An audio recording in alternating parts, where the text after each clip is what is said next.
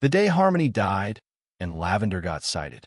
It was a crisp spring morning when the funeral convoy rolled down County Road 214, the chrome of the motorcycles gleaming beneath the soft sun and the bubble machine, still sputtering from the front row of a family vehicle, sent iridescent spheres floating between the black SUVs.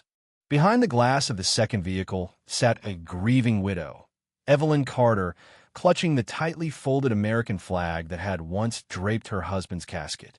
Her face was composed, her gaze distant. Then the hearse slammed on its brakes. The convoy stalled.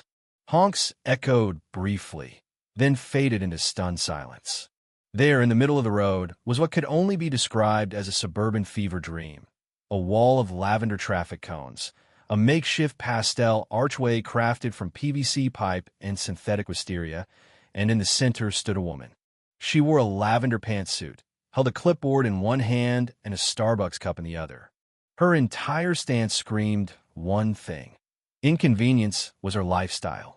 That was my first introduction to Madeline Rosewood, president of the Lavender Hills HOA and apparently queen of poorly timed public disruptions. I was Officer James Harper, 3 decades deep into law enforcement, and this was about to be the strangest case of obstruction I'd ever seen. I stepped out of my cruiser, straightened my sunglasses, and said the line I'd uttered more times than I could count. "Ma'am, what are you doing?" Madeline turned slowly like a Bond villain mid-monologue, smiling as if I'd complimented her begonias. "Oh, thank heavens you're here," she cooed. "We've just been waiting for the lighting to hit right. Can you have the engines turned off? The exhaust is making the background too hazy for the shoot." Behind her, a man in a straw hat fiddled with a professional-grade camera on a tripod. 2 women fanned, another woman posed with a tea set in front of a folding chair.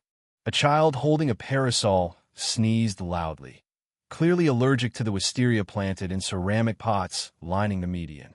I looked past them at the mile-long convoy of veterans, friends, and family, all delayed because of this Pinterest-themed production.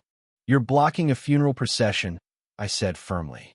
She waved her hand like I'd pointed out a cloudy sky. Yes, and we're deeply sorry for their loss, but this location was reserved. It's for the Lavender Hills HOA Quarterly Newsletter, Spring Serenity, Volume 18. I radioed dispatch to keep my temper in check. Most people don't know this, but HOA presidents are rarely elected in contested races, often lack basic knowledge of local laws, and compensate with unmatched self-assurance and monogram stationery.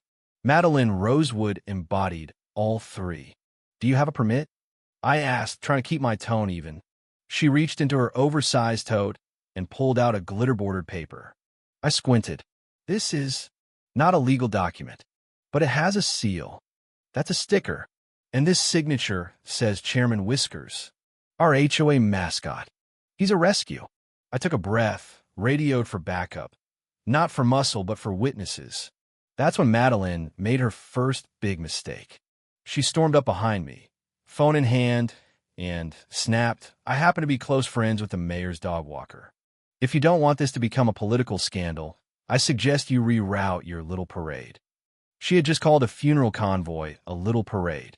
That was the moment I realized this wasn't going to be just another entry in my incident report log. This was war.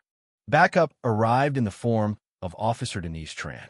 She took one look and said, "Oh boy." As I tried to reason with Madeline, Denise began photographing the scene. "Ma'am, you need to dismantle all of this. Now, you're obstructing a funeral route." Madeline crossed her arms. "We've worked for weeks on this.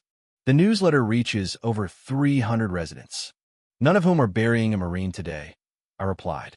There was a pause. I thought, for just a moment, that reality had reached her.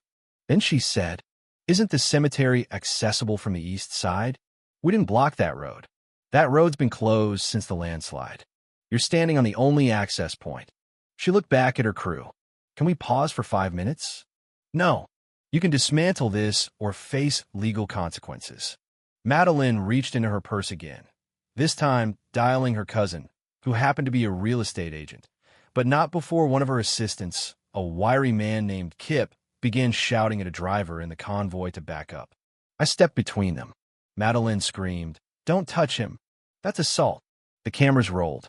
Denise's body cam, her film crew's handhelds, and a teenager on a nearby roof all caught it. The teen's TikTok account would later hit 2 million views. When we finally started removing the cones and props, Madeline began to cry. Not tears of guilt, but the kind of sobs that sound like a deflated accordion. "They're destroying our aesthetic," she wailed. As we cleared the road, a neighbor in slippers walked up and muttered, "She fined me for parking too close to my own mailbox last week." The widow nodded at me through the window, tearful and grateful. Madeline, standing amid crushed lavender petals and deflated balloons, muttered something about lavender supremacy. I thought it was over. I was wrong. 3 days later, I received an email titled, "Formal Letter of Apology from One Public Servant to Another." It was a pastel PDF titled Community Beautification Interruption Report, complete with dove clip art. It ended with a request for a written apology from me, the sheriff's office, and the grieving widow for causing emotional distress. I visited Lavender Hills. Every lawn was manicured to exact geometry. Every mailbox painted the same gray. A wooden sign at the entrance read, "Lavender Hills, where peace is enforced." Hector, a resident, greeted me. "She's not here, if that's what you're looking for." "I'm here to learn," I said. "Things don't work here. They obey." Last month, she fined me for humming the national anthem while trimming hedges. Said it disrupted bird ambience. Then came the golf cart. Margie, Madeline's enforcer, handed Hector a violation notice. Auditory disruption. Wind chimes exceeding 45 seconds. More residents came forward. One cited for mismatched clothespins. Another for an off-theme garden gnome. HOA meetings, I learned, were part ritual, part dictatorship. Then Kyle, the TikTok kid, rolled by. "You want to see something?" he asked. He led me to his garage, where he ran a small surveillance operation. Footage showed Madeline bribing the local mailman for fake permits, shutting down a dog park due to a fabricated fungal scare, and training residents in etiquette roleplay, including one man apologizing to a shrub. Most disturbing, Madeline plotting to reroute county traffic for a spring equinox shoot, referencing borrowing cones and calling animal control on a blind woman's seeing eye dog. Back at the station, Denise laughed so hard she nearly choked. Did she just say she wants to trademark the smell of lavender? We filed a formal complaint. Karen responded with a cease and desist letter accusing us of slander and theft of community spirit. 2 days later, she canceled bingo night. The seniors revolted. Hector held a spatula like a sword. I knew what had to be done. We launched Operation Lavender Leak. To be continued.